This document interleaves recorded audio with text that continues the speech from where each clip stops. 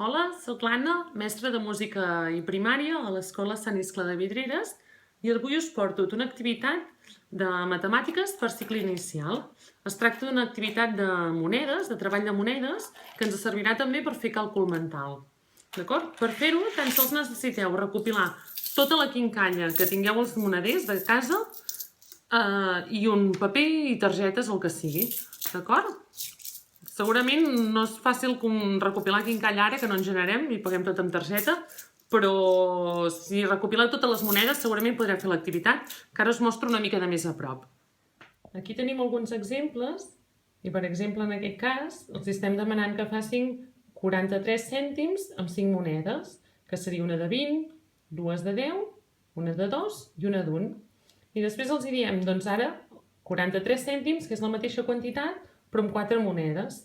Ells que hauran de veure? Hauran de veure que han d'ajuntar aquestes dues de 10 i convertir-la en una de 20.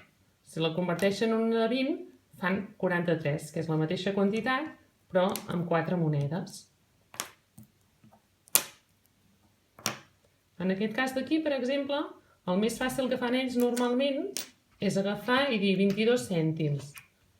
Doncs fan una de 20 i una de 2. Però després els farem veure que són 3 monedes i que per tant han de veure que han de partir la de 20 amb dues de 10. Si agaféssim la de 75 amb 3 monedes, doncs igual, doncs fem. Introduïm la moneda de 50 cèntims, 50, 20